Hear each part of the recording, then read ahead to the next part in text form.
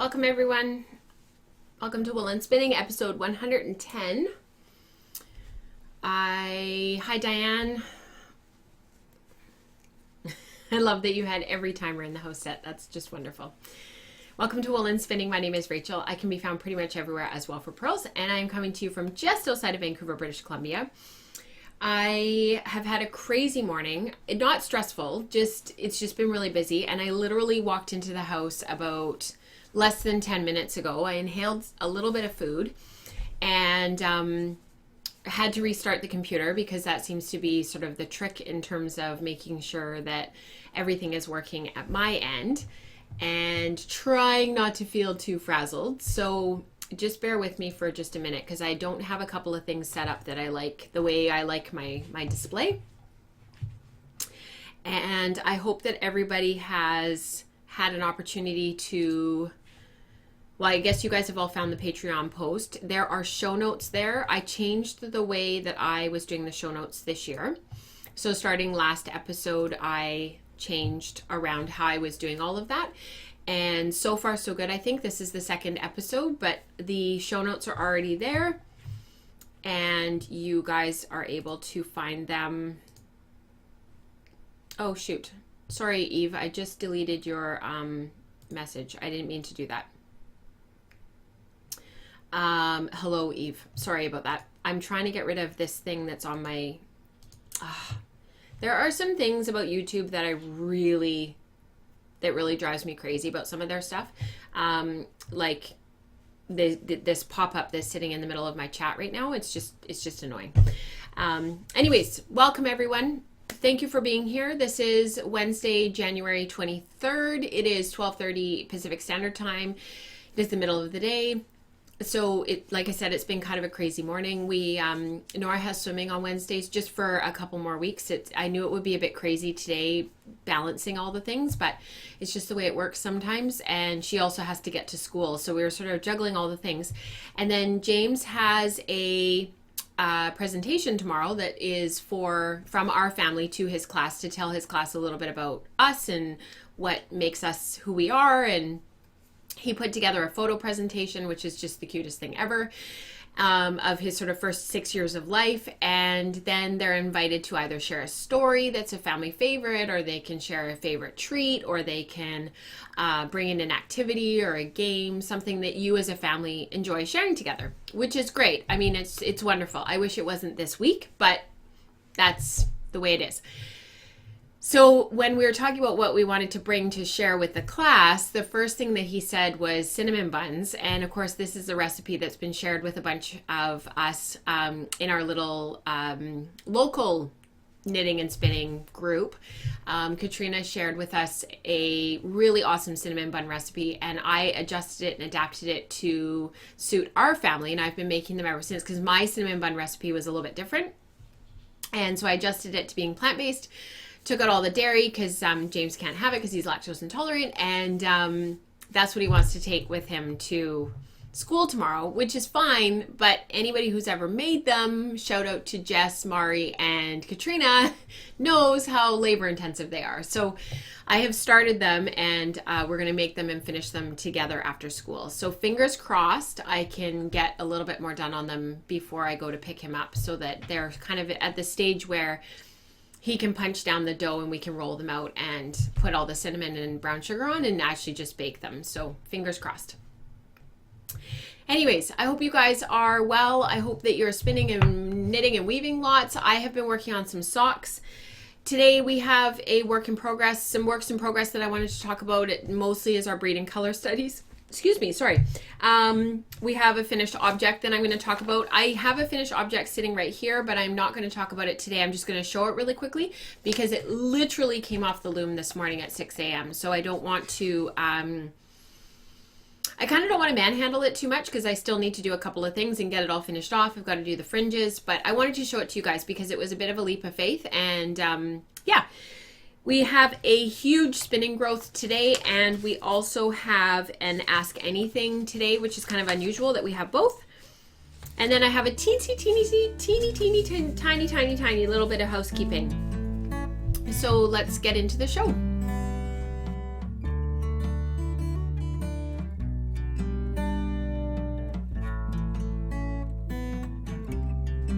It's so good to see you guys all in the chat. Alex and Natalie, Rebecca, welcome. Purple Lemur, I can't remember your first name. Carlotta, Eve, thank you so much for all being here. I really appreciate you spending the time with me. So before I start getting into stuff and before I start showing you a bunch of things, I wanted to share with you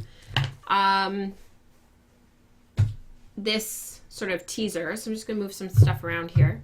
Just ignore the bobbin and the yarn for just a sec. So I just took this off my loom this morning. Oh, Shara, right, of course.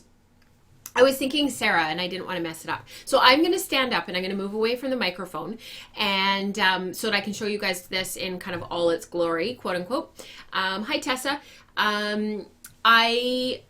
So I had mentioned last episode that I was looking for a 5 times per inch heddle for my 32-inch Ashford Rigid heddle. And I was hoping that my friend Diana had one, but she hadn't actually bought one yet. We'd talked about it a while ago, but she never actually was able to get one, or did get one. I guess she didn't need one. This heddle that comes with the loom is a 7.5 TPI.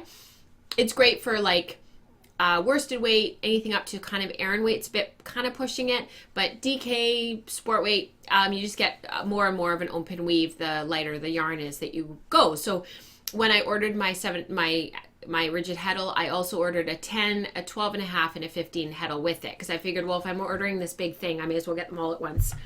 I just dropped it on the ground. So anyways, I spun all of that llama and silk a while ago, back in the fall. And remember I did that big knitted swatch and I really didn't like how it turned out? Well, I decided to weave it up instead.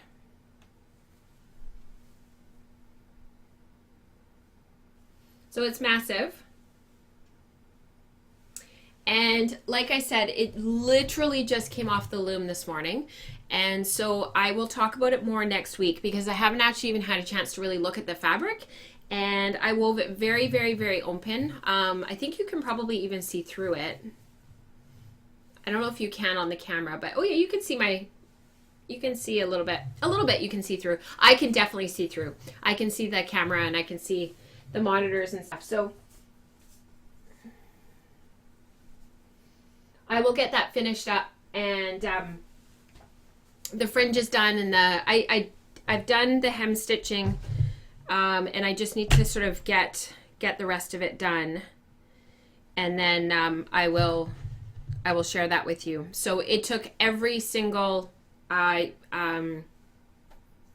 took all of the yarn. So I had 4 skeins, and I know what my yardage was, because I checked all the yardage before I when I had the skeins, and when I wound all the skeins into a ball, I checked the yardage while I was doing that, so that I would know exactly how much yardage I used. So I used 2 skeins to warp it up, and I used exactly 2 skeins to do the weft. So I know what my yardage was, I know what my warp yardage was, and I know what my weft yardage was. So I will post all that on my Handspun Ravelry page, and I will share that with you next week, because hopefully it'll be completely done.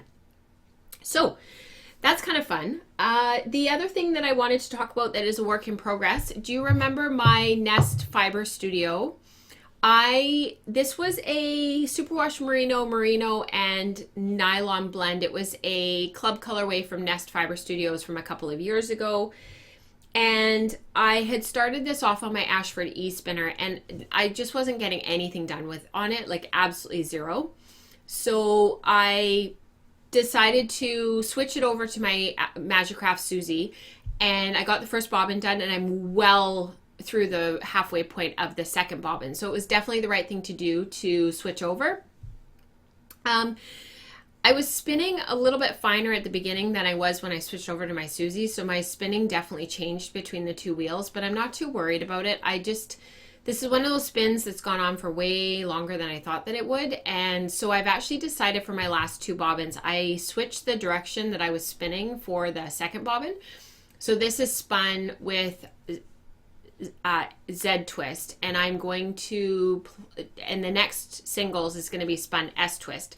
So I'm trying to decide if I'm going to do a crepe yarn, because my friend Diana brought a sample of hers that she's been working on to gild the other night, and it was absolutely beautiful. So I'm thinking I might do a crepe yarn or I might do an opposing 3-ply. I'm kind of torn. I'm going to do a 3-ply for sure. I just don't know which direction I'm going to go. I don't think these are going to be socks, but maybe they will. I don't like that there's that 100% merino in there because I want to be able to machine wash my socks, and I don't know if I'll be able to with that 100% merino in there. So I'll have to do a test swatch and wash it and see what happens. So we'll see. Maybe it'll end up being some striping in a shawl, or I don't know. I'm obsessed right now. I've been looking for patterns. If anybody has like an awesome pattern, sorry, I'm just looking. Oh, people got it figured out. I don't want, somebody was mentioning about the Patreon app, and the YouTube app was not being friends, but she's got it all sorted out now. I was thinking that I totally lost my train of thought. Oh, I'm obsessed right now with, there's this mom at James's school, and I see her every morning, and her kids are way older than mine, and our paths haven't crossed to chat. But she always wears the same thing every day, which I know sounds crazy, but it's always a different color. So I know, like, she's not wearing the exact same physical item, but she's wearing similar clothes every day. But she wears black leggings and sometimes gray with leg warmers and boots, and then some sort of oversized cardigan. That's always different. But the leg warmers are awesome. They're kind of like some socks that I knit years ago, and I actually wore them the other night because I pulled them out of my drawer.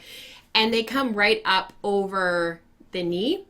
And I really, really love what it looks like. Like, the leg warmers just look great. So I would really like to knit some. And so I was sort of thinking maybe I could go through my stash and find some yarn that I've already made and maybe do some striping or do something kind of fun. I don't know. They just look awesome. So we'll see. This is finally getting done though. So fingers crossed that I will move along with it and get it done and have some progress made, because let me tell you, I am ready for that yarn to be done. Yes, I totally agree about leg warmers being back again. It makes me happy too. I like what they look like now too. Like, if you know, in the 80s when people were wearing leg warmers, the fabrics just weren't what they are now, and they were a little bit chunkier, and, you know, if anybody remembers like slouchy socks and stuff, it's just very different. But now the look and everything, it's really kind of neat. And a couple of the ladies that I work out with, they wear them in their bar class, and I do bar once in a while. I usually do bar once or twice a month, sometimes once a week. It depends on what's going on. I really enjoy it. It's the scheduling of when that class is offered. And a lot of the ladies have started leaving their leg warmers on because you get cold, because in the middle of whatever you're doing, you might end up doing some yoga in there. So, and your body kind of cools a little bit. Anyways, I think it's just really cool. So now I want to knit a pair. I'm just going back to the crepe yarn for a second. Hi Diana, mentioned I was inspired to try using crepe yarn for socks after the ply claimed that it's one of the best for socks. Thus, I had to make some. Absolutely. I have to admit, I think most of us are curious when people make, you know, when claims like that are made that it's awesome for socks. You want to pursue it and see if it's really the case. I'm always either ahead or way behind. I like colors when they are going out. Oh, isn't that the truth, Diane? I find that too. I always get on board with a color or a look or a fashion or something right as it's like going out of style. Okay. Okay, so I would like to shift gears a little bit, and we're going to talk about the braid and color studies. So we're going to talk a little bit about the Massom and how it spun up for me. And I wanted to share a couple of projects that people are working on in our community. So let me just get this out of the way. I'm going to talk about that yarn in just a few minutes. I have finished all of my yarn, and it is all here. Unfortunately, the black, because it is so dark, I'm just going to put it over here and see if I can adjust the brightness a little bit and see if I can get the camera to hone in on that. So this is my white over here, and I'll switch the cameras around. So just give me 1 minute. I actually brought these to Guild the other night, and I showed a couple of friends because we were all standing together, but I didn't get a chance to talk about it in show and tell because I was able to help out with the program at the last minute because there was a little bit of a mix-up around who was supposed to give the program, and so they needed somebody to speak really quickly to short rows in knitting. and how to make them, what they were, what the application was for them. And I was able to step in. So I felt like I had talked a lot at the guild meeting already, and so when I got up to do my show and tell, I ended up not showing this yarn. So you can probably tell if you've been around in the wool and spinning community for a while and you sort of know about this color study that we've been doing since October. Our next one starts in April if you would like to jump on board. If you have some Massom in your stash or you have access to some, please jump in. Everybody's welcome. There's threads for the study in the Ravelry group, and it's all linked in the show notes, either on the Patreon post or on the blog wellforpearls.com. So the middle is what we call a control colorway, and I had an awesome question this past week in the Slack channel about what we meant by the control colorway. The control colorway was meant to be an opportunity for me and Katrina to say to everybody, and this came up in our study way back when we did Gotland, and this was where this idea kind of came from having a control colorway. So we wanted to have one colorway that was sort of untouched, unadulterated. It hadn't had any changes. It was something that you would see at like a fiber festival or in a shop, maybe on Etsy when you're scrolling through. There was just a really beautiful hand-painted braid, but didn't have any black in it and didn't have any white in it. So that was our control colorway. And the reason for that was because then we went and changed the colorway by adding white and by adding black. So this is the black one over here, and this is the white one over here. So what Katrina did was she broke up the colorway and put black and white in between. So one of them she put white, one of them she put black. So, hi Kelly. So the control colorway spun up just exactly like how I thought it would. It maintained a lot of its jewel tone, kind of brightness to it. There's some barber poling. It's got a really lovely heathering where some of the colors twisted together as I was drafting. And the white colorway ended up not being quite as pastel-y as I thought it would be. If you notice, like there's all this blue in here, there's some rust in there. It really preserved some of those colors. And Katrina and I talked about it, and we'll talk about it more on Wool and Spinning Radio in, I think, next month in March. That because of the long staple length, there were places where when you're drafting, you ended up with solid color for quite a while before the white mixed in there. So if the color repeat had been significantly shorter, you would have ended up with white on the staple, on pretty much every staple length. And as you're drafting, you would have ended up with a lot of white, and therefore a much more pastel, lightly colored skein of yarn. I'm really curious to spin that up, and I would love to give that a try. And so Katrina and I have been talking about that maybe, and doing that on a different base for me, because I would like to do some singles in these colorways because I have a weaving idea in the back of my mind. And then the black, basically the black just took over. It ended up being really dark, and you've got these hints of color where the color stayed true because, again, same as the white, the length of fiber ended up being enough that you drafted that same color for a while before the black came back into it, again because of the staple length. But just really lovely yarns. I'm really happy with how they turned out. They're all a light fingering lace weight.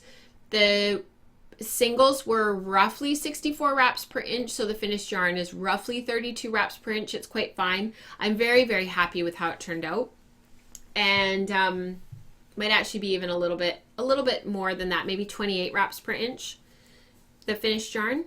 Anyhow, this is what it looks like opened up, and yeah, I'm just really happy with it. So I wanted to share with you some of the yarns that were being shared from the community and what people are making in the community. So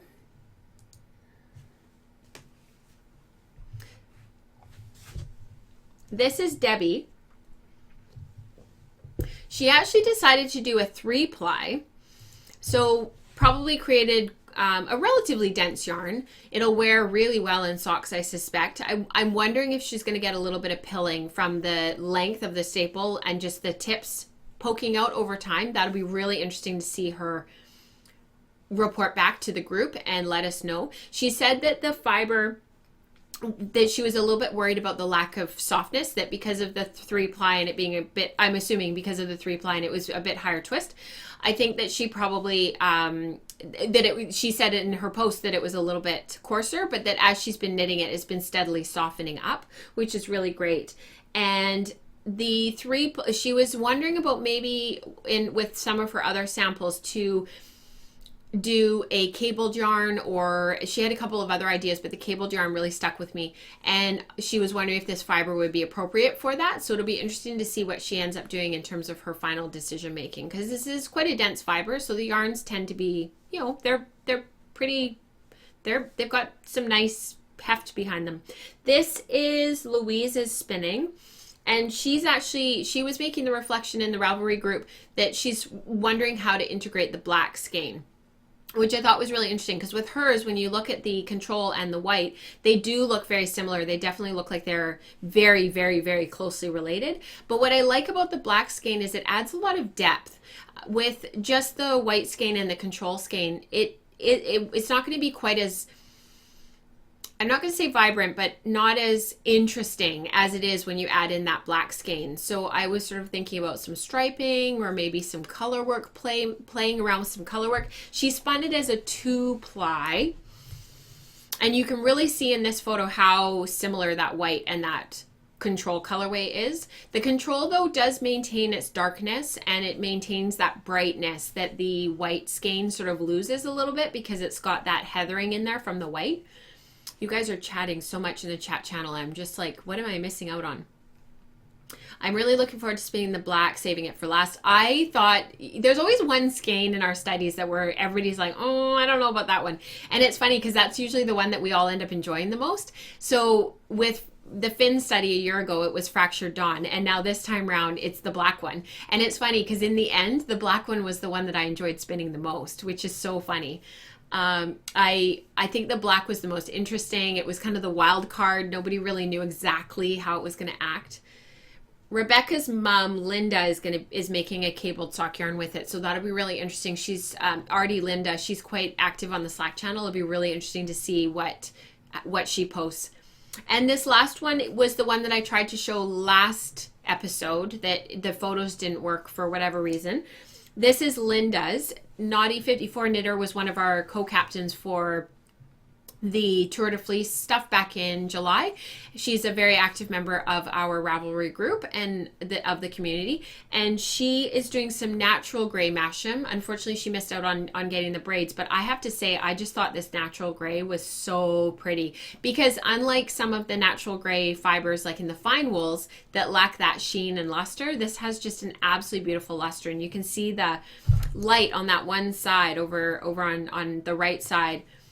I guess your left. I always get so confused with the cameras.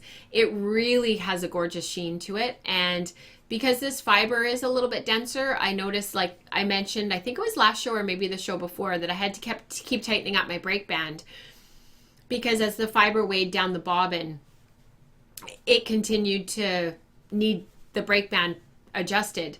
I was sort of a bit sad afterwards that I hadn't done some testing and sampling and whatnot on my spindles, because then I couldn't really speak to what it was like to spin on my spindles. But Linda spun on her spindles. Becca in our community, she spun on spindles. Her yarns are beautiful. I'm hoping to show some of these ones that you guys have finished off next show. And we'll continue doing this until the end of March when the study ends, and then we'll start something fresh in April, because we'll be starting a new study and starting on a new fiber and a new set of colors. So thank you to everybody who has shared so much of their projects already. You can go into the Ravelry group and you can look at all of the finished yarns that everybody has made in the ongoing finished objects thread. Remember to throw your photos in there. Just try to keep it chatter free, and then put your photos also in the chatter breed and color study for this session in the Masham group. And it's pretty self-explanatory which one goes where. Yes, you know what, Diana, so Diana mentioned that one of our friends, I've mentioned Kim on the show before, she was having trouble with her brake band as well and got it fixed. So that's a great idea, because I had mentioned that I would talk to Kim when I saw her, and I haven't had a chance, and I won't unfortunately be able to be there tonight, but I'll talk to her next time I see her. And next time we're doing Sheep to Shawl. It's coming up May 4th for anybody who is local, and unfortunately we're having a meeting tonight and I can't go because of a previous commitment on Wednesday nights for James. So all right, that's just awesome, you guys. I'm glad. I'm always happy when chat is really chatty and when they've got lots of things to talk about, but sometimes it's hard to keep up, so just keep on chit-chatting away. All right, let's go. I'm going to change the cameras. Bear with me.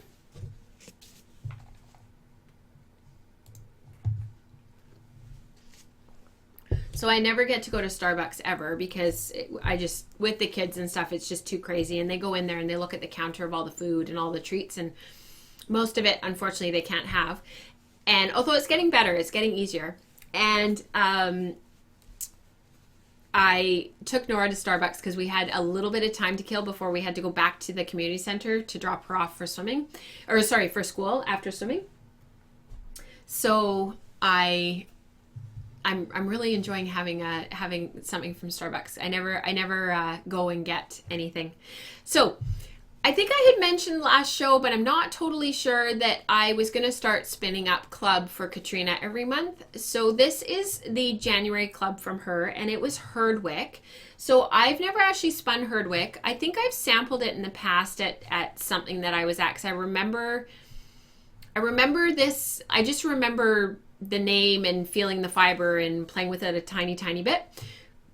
I have been, we talked about maybe me spinning 100 grams, and we talked about sort of some different options, but in the end, I sort of felt like I could probably do 50 grams a month. And what I'm going to do is stockpile. I'm going to start making like piles of different fiber, or different yarns, I should say, and keep them organized so that eventually I'll have enough to do a project with one set of yarns on my smaller Cricut loom.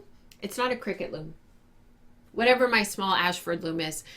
And this is one of those yarns that's sort of going to start that all off. So this is 50 grams of Herdwick. It was, let me just, it was a blend of a bunch of different stuff. So it was 2% wool neps, 11% sari silk, which is just, that's what gives it the color and what makes it so pretty. And then 87% Herdwick. I love that it's not like 85 or 90, it's 87%. It just cracks me up. So this fiber was really interesting to spin. I took the bat and I opened it up, and I have some video of me doing that, and I just haven't had a chance to edit it yet, but I'm hoping that I'll be able to get that uploaded soon. I stripped it down and I made some smaller nests with the fiber, and there's this gorgeous gray orange brown orange kind of color in here that she had dyed some of it, and it created this lovely heathering in the yarn.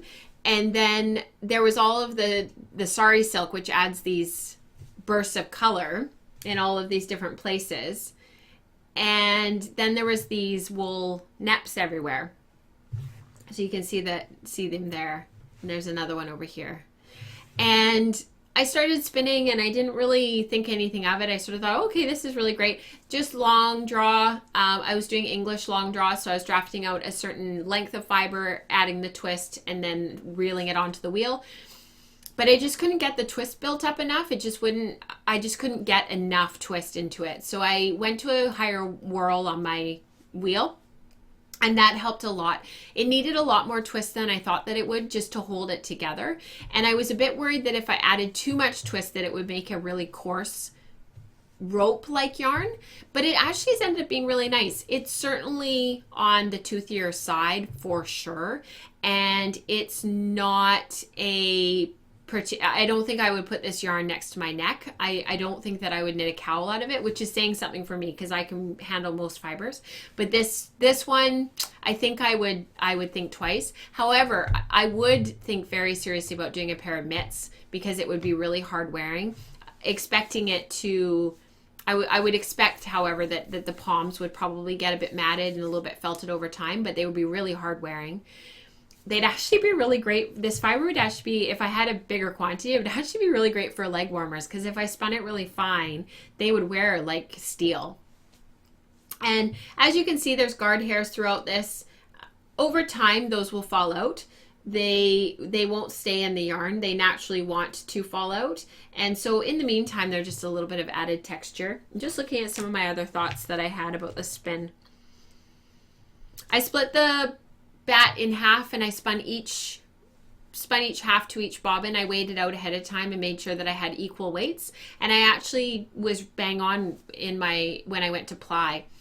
I didn't bother rewinding the singles back and putting them sort of first to the first spun end for plying. I just went ahead and plied. I didn't want to get fiddly with this spin. I just wanted to enjoy it. I worked on it over the course of a couple of afternoons and I really enjoyed it. So I don't have a lot to say about it because I just really enjoyed working on it. It was so straightforward and it was just really lovely, and I really loved all of the hits of color as the Sari Silk came up. And I'm sort of sorry that on the camera you probably can't see all of the detail, but it was really, really, really pretty. When I go to edit the show later, I will put in a photo of what the original bat looked like right about here so that you guys can see what the bat looked like in relation to the finished yarn, because it does change and it does evolve as you pull bats apart. You can't expect that the bat is going to look exactly like the yarn is going to look exactly like the bat when it's finished. So you can sort of see how those two things relate. But I really enjoyed this. It was a mindless spin and it was quite lovely. The water was quite dirty when I went to wash it, just fair warning, because it's definitely a very woolly fiber. Let me just check out the chat. Yeah, so it's going to spit out those guard hairs quite a bit, like until they're gone.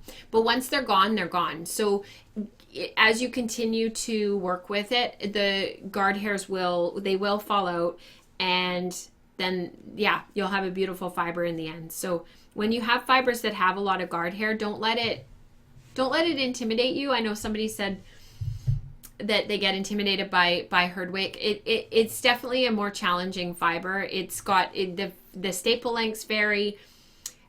Rebecca just actually hit the nail on the head, so I'm going to read what she wrote. She says it's got multiple kinds of wool and hair, wool/hair, very toothy, and people can't think what to do with it. So this fiber, I'm kind of assuming, I'm making a bit of a leap here, but I suspect that fiber and wool like this would have, in the olden days, would have been used as rug wool. It's definitely toothy, and it's hard to imagine using it in very much of anything that's going to be a garment or going to be next to the skin, but I can absolutely see this being used in weaving. I love Sari Silk. It's just awesome. Mixing it into stuff, it just makes it just changes your yarn, doesn't it? It just makes it so neat. And there was quite a bit in this, so it was really fun as it came through to spin it and to see the colors and how they played with the natural gray and the brown. All right. That's awesome. Okay, guys. I'm going to keep on going. This show ends up being so long if I don't kind of keep things moving along. So if I sit here and read the chat for too long, then I end up getting behind on the show, and I don't want to do that. So, all right, I am going to switch cameras again.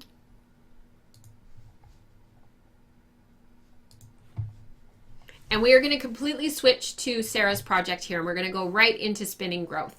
So today's spinning growth, and I'm going to turn off this camera because it's one less thing that's in my face. The room gets really, really warm.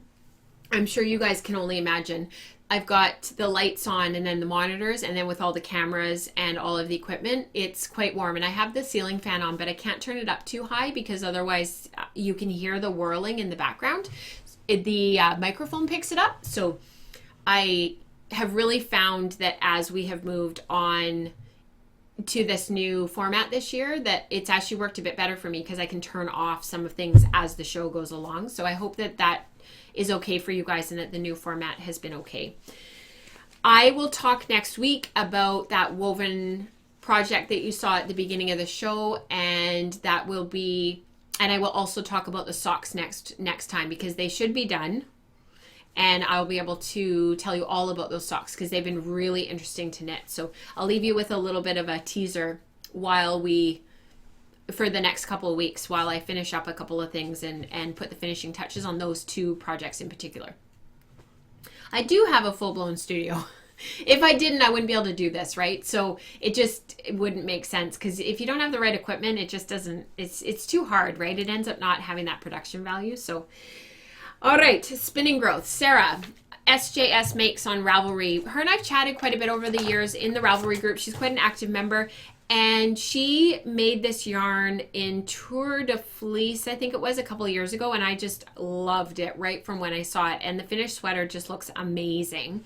So let me read what she wrote in the spinning growth thread because it's quite long. And you guys can look at the photos while I'm reading and then we can talk about it. So, and actually I meant to bring down a sweater that I wanted to share with you guys and I forgot. So what I'll do is, maybe what I'll do is I'll just insert photos when I want to talk about it. So you guys in the live stream won't see it, but if you go back and look, I can upload a photo of the sweater into the Slack channel later, but I'll insert photos to show you kind of what I was trying to talk about instead. So, all right.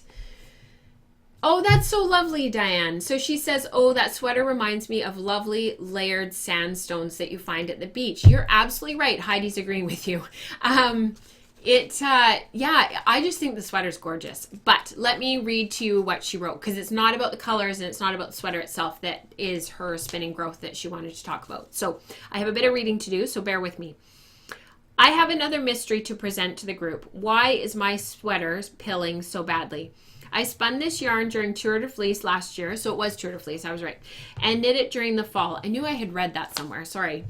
I wore the sweater a lot over the winter, maybe once a week, but it certainly wasn't an excessive level of wear, and I wasn't wearing it while I was working on a farm or anything. Just errands, trip to the store, etc. The yarn is a 2-ply combo spin of 3 different colorways of mixed BFL top from Blue Moon Fiber Arts. It was spun worsted, bracket, short forward draw, with a pretty average level of twist in both the singles and the ply, neither underspun nor overspun. So I'm going to pause here for just a second and I'm going to get chat. You guys, I'm going to give you a job. I want you guys to, if you can, if you don't mind, start listing reasons why a sweater might pill based on what you just heard. I knit it to a pretty average sweater gauge 2, not too loose, not too tight. Being a worsted yarn spun from long wool top, I would expect better durability even though it was only a 2-ply. I wore the sweater at Plyaway last spring. While I was there, I got the opportunity to ask Beth Smith if she had any ideas as to why the sweater wore so badly, and she guessed maybe it was the quality of the fiber. Ashland Bay or whichever other big supplier that originally processed it just isn't getting the best quality wool anymore. I've seen that BFL is getting really popular for commercial yarn, so maybe that has something to do with it. That said, I didn't notice anything unusual about the fiber when I was spinning, and I've spun a lot of BFL. Any other ideas, or are we just going to blame it on the 2-ply? All I'm saying is, if I had used a commercial yarn and it behaved like this, I wouldn't buy it again. All right, so the first thing that I want to say is we've already swooned all over the sweater, but I'm just going to say it one more time. I absolutely love this sweater, and I think it's absolutely gorgeous. And I loved the yarn when Sarah finished it, and I still love this yarn. Every time she posts it or, you know, it pops up in whatever on the Ravelry group, I always think, oh, I just love that yarn. So, well done.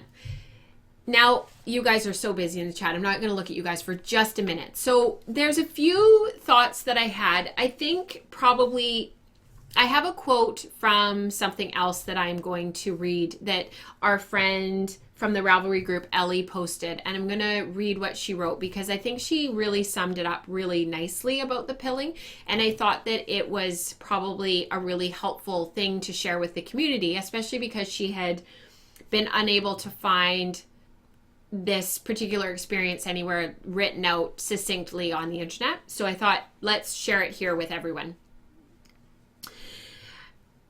What I did want to say, and I don't mean to be trite and I don't mean to be like fickle or kind of a bit silly, because I know how frustrating it is when you put all that time and energy into a sweater and into a finished garment, whether it's a shawl or socks or whatever.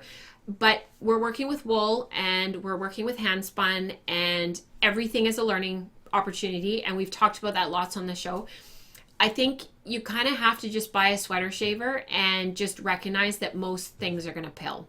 It's the way that the fiber is prepped. It's the way that we spin. It's stuff that it's the fact that the tips and the butts of the shorn fleece isn't preserved in these commercial tops, which I'll talk about in a minute because Ellie sums it up beautifully. And BFL, yes, it's a long wool, but those tips do pop out. And we've talked about that before on the show. My BFL socks tend to pill more than some of my other wool socks do. Especially more so than my down fibers. They just do. And the tips are going to pop out unless you cut them and you process it yourself right from the get-go. So if you look at the sweater, I suspect where it's pilling is where it's rubbing. So under the arm, along the inside of the sleeve, that generally is where they pill. And until those little tips and all that, those shorter fibers as well as the tips pop out and are gone, it's going to continue to pill. It should stop eventually, but until those shorter fibers and those tips are gone, it's going to continue. I have a sweater, and this is where I'm going to throw in the photo of the sweater that I'm talking about, that I knit years ago out of Cascade 220. And if my experience had been to the degree of pilling that sweater, and that if I had let it put me off of working with Cascade 220 ever again, that sweater was like a testimony to the amount that yarn can pill if it's put in the right situation.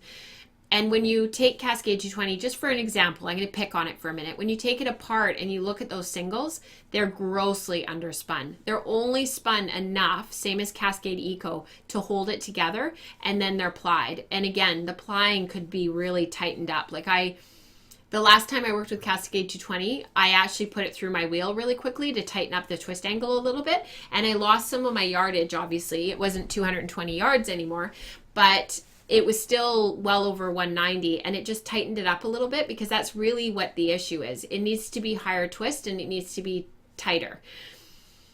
Now, on the flip side, when you make things a little bit higher twist and you make things a little bit tighter, it does make a slightly denser yarn. But the thing is, if you want really, really high wear, you just need that little bit of added twist. You have to remember too, with 2-ply yarn, you've got more surface area of the singles showing through. So that surface area there's more wear that's going to happen on those yarn fibers, on the individual fibers in those singles, because you don't have other singles wrapped around to protect it like you do with a 3-ply, right? So there's not as much surface area showing through on a 3-ply, not as much, and there's more on a 3-ply than there is on a 4-ply, 5-ply, etc. So if you're really looking for a long-standing, hard-wearing fiber, you need to go to a higher twist, higher ply yarn, 3-ply, 4-ply. And I've talked about that on the show before. So I'm going to go look at the chat now, and then I'm going to read out Ellie's comment that she had about pilling that I thought was so great and is going to kind of tie this all up. So 2-ply will wear more easily, Rebecca says. Absolutely. 2-ply doesn't tuck in as many ends. Yet that's a great way of summing it up, Diana. Let me just scroll back a little bit. I had my BFL yarn pill in my daughter's hat. Oh, so that was a hat and it still pilled, Shara. That's really interesting. I've only had BFL pill really badly on my socks.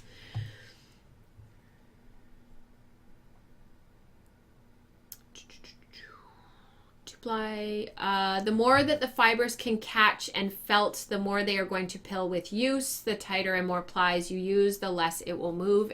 Absolutely. That's great, Heidi.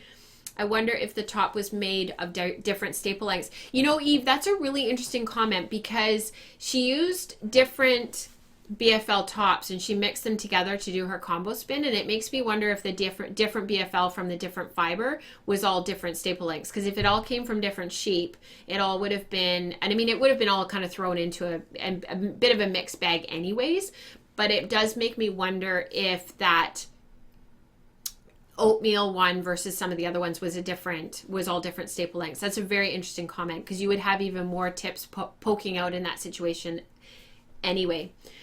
Kelly mentioned I would be interested if it's all over pilling or just in some areas, or maybe an overwashing thing.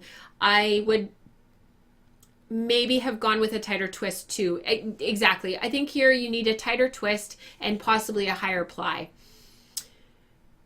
Also, there's pills and then there's pills. A good woolen yarn will pill a bit, but pick them off and it's done. Other pills keep pulling at the yarn and will keep pilling and looking awful. Every MCN I've ever used. That's interesting, Becca. You're absolutely right. So you've got pills that are going to work their way out of the fiber and out of the yarn, and you can just pop them off with your fingernail and that's the end of it. And then there's the pills that seem to really ruin the integrity of the yarn structure itself and of the garment, the fabric itself.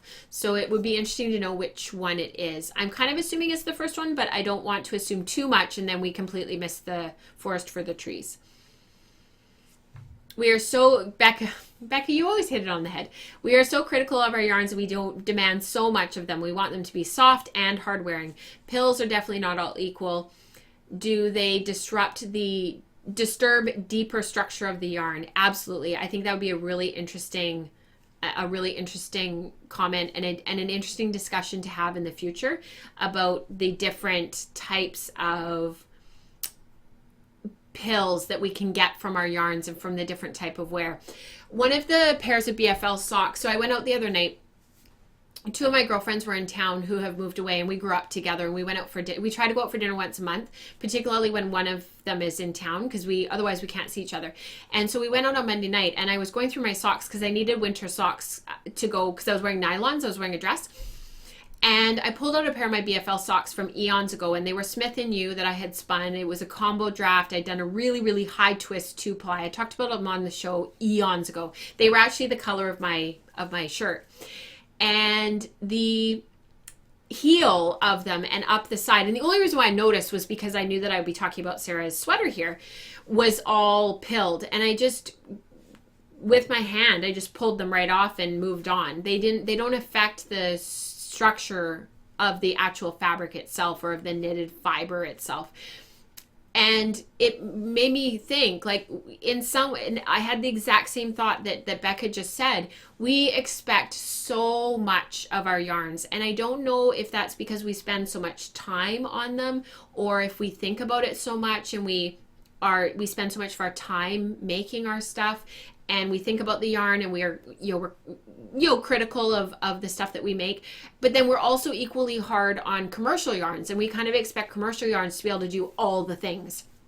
And I think it's sometimes really important to take a step back and recognize that all yarns can't be all things to all people. And sometimes we make a yarn that we're so excited about and we think it's just going to be the best. And then it kind of ends up being a flop. And I would actually liken that to the fabric that I showed you at the beginning of the show that was my Llama Silk blend that I spun up. I was really hoping that yarn and that fiber would eventually be a sweater for myself because I thought it was so beautiful. And by the time I got halfway through spinning it, there was no way that I was going to be knitting a sweater out of that. And I did do a knitted swatch just to make sure, but I had told you guys that I was pretty leery of the fact that this was probably not going to be a sweater. And sure enough, it ended up being this woven piece of fabric. I don't know what I'm going to do with it yet, but it's interesting how we sort of hope that this stuff, that we have these expectations. And I always say expectations are planned disappointments because we expect so much of our materials and of our tools and of the things that we make. And sometimes it's just not necessarily the case. I'm going to finish off with Rebecca's comment here. Read the types of pills. Maybe it's a worsted woolen thing, a longer wool like BFL spun worsted. Pull one fiber off like a pill and it'll pull deep into the yarn. I wonder that too. Yeah, that's a good point, Rebecca. Whereas woolen, maybe the pill won't go as deep. Diane says it's the time, the thinking, the dreaming, the planning, the making, the whole shebang. If a $4 skein of commercial yarn fails, we chalk it up to being cheap. But if our babies fail, we are heartbroken. Yeah, I think you're right, Diane. Yarn up here in Canada is not super cheap. Like if you go to an LYS, if you go to a local yarn shop, I mean, if you go to Michael's, you can get cheap yarn. But if you're shopping more, yarn's quite expensive. Like up here, a skein of Cascade 220 starts at between $9 and $12. For example, and even our Barocco vintage starts at $8 or $9. And so I think for many of us, there is this constant chat, like when you're at like a fiber festival and whatnot, you know, a lot of these hand painted skeins and a lot of the fiber that we have up here, like we pay more for it because of our dollar and whatnot. And I think that, and our taxation and all that kind of stuff. So I think what I've witnessed and what I've watched is this sort of evolution of just all these expectations of this one humble skein of yarn. And you know, I think sometimes it's really important to sort of, we talk about this on the show as well, like what is it that you expect from that one little humble skein. So really great conversation and stuff to definitely keep in mind. And I think I'll finish off with Ellie's comment, but I think we should probably continue this conversation in the Ravelry group and also in the Slack channel, because you guys just have so many wonderful things to say. I agree with Rebecca, and if there is nylon in the blend, those things are long and deep, and pulling them can be very disruptive. That's a really good point, actually, about the nylon. That's something that I actually hadn't thought of at all. So good thought there, Becca. All right, I am going to read Ellie's comment because I think it really sums this up really beautifully about the pilling, and it maybe will be some information for some of those in the community that are newer to working with some of these fibers that have a tendency to pill, and will hopefully give you a little bit more in terms of like tools in your arsenal to kind of knowledge to keep in the back of your mind. So this is from Ellie, just Ellie. It was post number 59 in the Spinning Growth thread, and she says, there is a theory to pilling. I'll try and explain, so please bear with me as I've not been able to find it on the web. A pill is created when one or more fibers work their way out of the yarn and get curled and knotted with abrasion. If you think of the minute scales that are on each fiber, they are going to act in a similar way to a zip tie. Moving in one direction, butt to tip, they will move quite smoothly. But in the other, tip to butt, they will lock with other fibers and not move as much. You can feel the difference by running your finger along the lock of wool. As prepared braids or top, roving are fibers that have not kept their butt to tip orientation, so there will be more chance of pilling. Preparing your own roving or spinning from the lock butt first will often reduce the amount of pilling. Any fibers sticking out of the yarn will be the tips, and over time would be worked into the yarn rather than being worked out and creating pills. I hope that makes sense. She finishes off. So great conversation. And I really hope that you guys will continue chatting about this and supporting one another in our expectations around our fibers and our yarns. And again, Sarah, I just love this yarn and I love this sweater. It is totally and completely my favorite colors. And I'm glad that you've been wearing it. It looks great on you. And I hope that you won't be too unhappy about the pilling going forward, and that hopefully it just settles down over time and stops so that you can continue to enjoy your sweater. The other thing I wanted to comment on, because we've only been talking about the yarn and the fabric of the sweater, we haven't actually talked about the aesthetics of the sweater. I love that you put in a zipper. I think that is just fantastic and it looks amazing. So it looks like it's a zipper that opens from the bottom and the top, and I just think that is ingenious. So well done. Beautiful sweater. And I hope that you continue to make sweaters like that and share them with us, because I just think it's wonderful. So well done. All right, we are going to go on to one more segment, and that is called Ask Anything. This question was actually posted in the Ravelry group. I'm just going to change the, sorry, not in the Ravelry, it was in the Ravelry group, but it was posted in the Spinning Growth thread instead of Ask Anything. And it's because it was in relation to another conversation that was going on at the time. Rebecca says she loves the round yoke as well in that previous sweater, and I totally agree. I just think the whole sweater is just wonderful. All right. So Michelle, who is Maker Win on Ravelry, it was post number 53 in the Spinning Growth thread, and all of this is linked in the show notes down below. So just if you're wondering about where what these posts, what the specific questions were, or if I'm talking too quickly and you want to go back and look, just check out the show notes. It's all linked there. And if you want to see the projects or heart them and favorite them on Ravelry and whatnot, just go to the show notes and you can get to the post itself and to the project itself. So Michelle says, I've noticed many of you talk about your skeins as being quote unquote heavy, and I have trouble with that as well. What do y'all do? I love that you said y'all. What do y'all do to determine how much twist to put in? Newbie question, smiley face. Okay.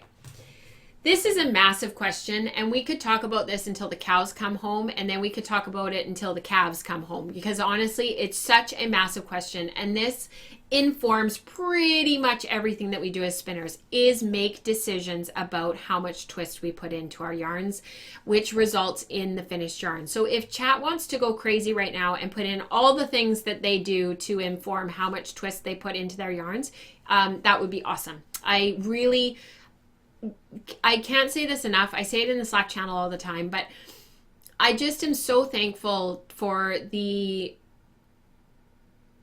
uninhibited sharing that you guys do around your making, because there is so much expertise and we all do things slightly differently. And I really appreciate that you guys share so openly and are so willing to share and don't guard your knowledge, because I think the way that we all get better is by sharing our knowledge, and it's really hard to keep all of the knowledge to ourselves and to only use it to better our own making when there's this whole community of people out there who maybe don't have access to other people in person, or they don't have access to a local knitting or spinning shop or weaving shop. And it's just so awesome that we have this opportunity to share with one another, and not just here in my Ravelry group and on this podcast, but other podcasts as well, like Tiny Fiber Studio and Grace Shalom Hopkins. And there's Ply Magazine, there's so many people out there that are blogging about what they do. My friend Diana and my friend Kim, I just think it's awesome. So you guys are wonderful. So thank you. So in terms of heavy, dense yarns, let's go back to the topic at hand. When we talk about heavy yarns, I put that in air quotes. Oh my, I have to tell you guys, I'm interrupting myself, but just bear with me. Nora says to me the other day, she's like, I know how to use rabbit ears now, Mama. And I was like, oh, like, what do you mean? And she's like, you know, like this. I was like, oh my goodness, you are so funny. Because she sees me doing this all the time. And she's like, thought that it was like, it just hilarious. Anyways, when we talk about heavy yarns, we're really talking about dense yarns, okay? So it might be because of the fiber. The fiber is denser. So our Masham is a great example. You're not going to get as much yards out of a pound of fiber in Masham as you are at the same spinning weight, so the fineness, as you will out of, say, a merino. It's just a denser fiber. It's a heavier fiber. So sometimes our yarn can be heavier and denser because of the weight of the actual fiber itself. Sometimes it's denser and heavier because of the number of singles that make up the plied yarn. So the thicker and the bigger the yarn is, the heavier and the denser it's going to get. So a 3-ply, and I'm not talking about airy, light yarns where the 3-ply is just as light or feels just as light as a singles. I'm talking about, like, you know, if you add more and more singles to a plied yarn, it's going to get heavier and heavier and heavier. You can have a singles yarn that is equally dense as a 3-ply if the same number of fibers are in it and all of the air is compressed out of one or both of those yarns. So they maybe are the same grist, but one is going to be denser or lighter. They might be the same knitting weight, but one might be denser or lighter depending on how much air is in the fiber and how much in the yarn, and how many actual physical fibers are in the yarn, as well as what the fiber actually is. I love that you guys have so many ideas. Just keep going. The other thing is that higher twist yarns tend to be denser. Not necessarily, but they tend to be, because as you cinch up that twist angle and as you make them higher twist, they shorten.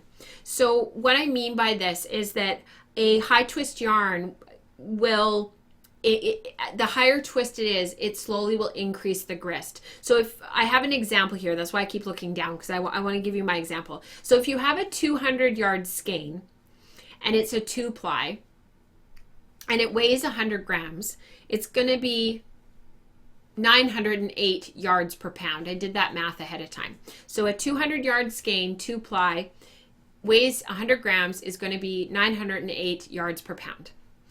But if we tighten up the twist and we end up with a skein that's only 180 yards per pound, 180 yards, out of 100 grams. Now we've dropped our grist down to 817 yards per pound. So you've got a denser, heavier yarn. Does that make sense?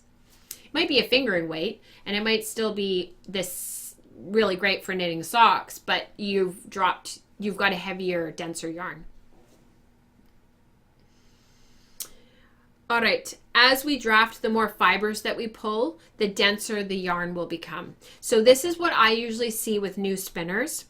They tend to pull more fibers out of their fiber supply, or as they draft back, they draft more fibers because they're worried that their yarn's going to break, and they're worried about losing all that twist. And as that twist builds up, and as there's more and more twist in their yarns, that twist grabs more fibers as well. So not only are you drafting more, but you've got that twist building up. And you see that in new spinners. We all did that when we very first started, that first evening that we first sat down at a wheel. We all did that. And as you get more and more comfortable, and as you sort of are able to let go of that twist a little bit, your yarns naturally thin out. All right. Finer wools are definitely less dense than coarser, heavier fibers, so keep that in mind. We talked about that a little bit already. I'm going to go over to chat and see what they have to say because they're just going crazy. Dense does involve fiber choice, and then twist is the next variable. I'm just reading through. Has a lot to do with fiber. There's a sweet spot where you just can't spin a given yarn anymore or it'll be rope. Absolutely. So I think this is something that happens to those of us who are experimenting with new fibers.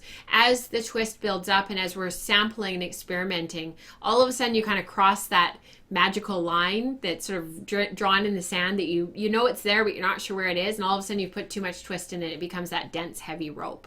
And we've all experienced that. That's just sampling.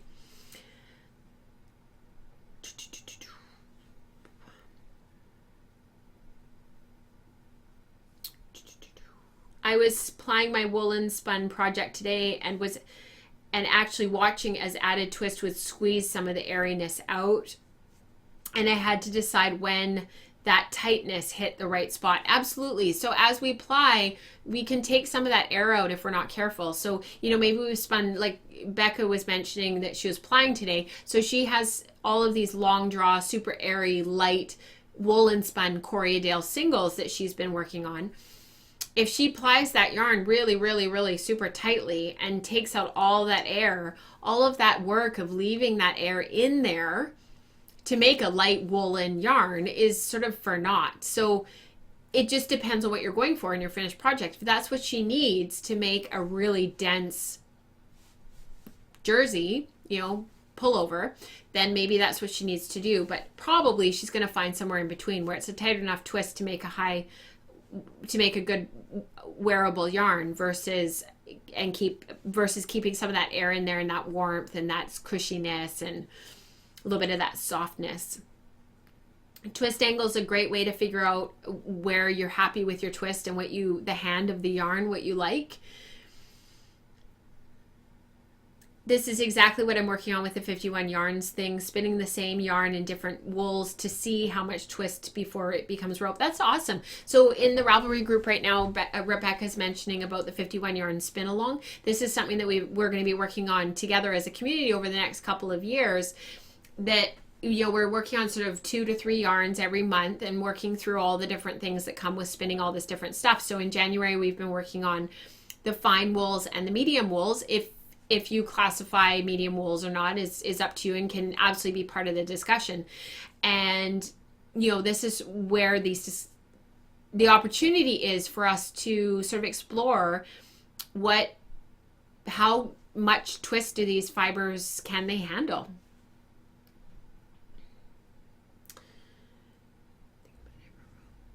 Think about different ropes. Those made of cotton will be a different weight and density than a same length of nylon or a cable made of steel, and more plies adds to it as well. Think about the San Fran bridge. Yeah, exactly. Totally. We have tons of suspension bridges here just because of the way of all of the waterways that we have here. And, we always, whenever we're on one of them, because one of them I travel multiple times a week. And, whenever we're on it and I've got the kids with me, James is always making these comments about, these big steel twisted pillars that come down. And of course, on a really windy day, you can feel the bridge move a little bit, and it's pretty neat. But talking to them about that twist in the cable is what gives it strength and is what keeps the bridge from literally falling over. So it's quite cool. All right. It's been just over an hour. I actually haven't had lunch yet, so I'm going to run and grab lunch. I'm going to see if I can get those cinnamon buns started. Thank you so much for those thoughts and for all of your participation in the chat. I really appreciate it. Diane was just mentioning, I saw your comment before, Diane, but we're sort of on to other things that I mentioned about sending my Cascade 220 through my wheel, and it came up with less yardage. It's going to be a little bit more dense because I did that. You're right. It was a more dense yarn. Absolutely. I so appreciate everybody being here. Thank you so much. Next show, I will be able to show my socks and talk about my socks with you guys. I've been posting about them on Instagram a little bit. It's out of my Hauser yarn that I made a little while ago. And I hope that you guys are making whatever it is that you love to make. I'll hopefully finish that woven piece of fabric for next show. I wanted to have a chance to talk about that in way more detail. And I also wanted to mention, I keep seeing it in the background, this shawl here. I've had a couple of people ask me about it, and the pattern is coming. It's a pattern that I wrote. I just haven't finished it yet. And I've had a couple of people ask me about it. So it's a triangular shawl, and I will talk about it in the future. This is actually the second one. This is a test knit that somebody did for me. The other one was up on my dress form for quite a while, and now I have the test knit that Jess did for me. So thank you to Jess, and we will have that going on, coming out in a little while. All right. I hope you guys have a wonderful couple weeks. I will see you at the beginning of February. And also housekeeping. We haven't done housekeeping. We can't go yet. All right. I have been having some internet problems. So the Canada Post website where I do all the shipping and stuff, it just hasn't been working. So those who asked for calendars and those who won calendars last show, they'll be in the mail this week, because it seems to have all sorted itself out. Shaw seems to have figured out whatever it was that they were doing. So I will get that all done and into the mail later this week. Keep the photos popping up in the Breed and Color study for the next iteration in that ongoing photo thread that's for I'm at the loss for words. For future Breed and Color studies, the photos that you guys want to see put into fiber and onto fiber in colorways, because when we announce the next Breed and Color study, which will start at the beginning of April, Katrina will already have the colors ready to go and everything will already be dyed. So it'll be a little bit different from how we've done it in the past. So pop photos in there that you want to see put on fiber.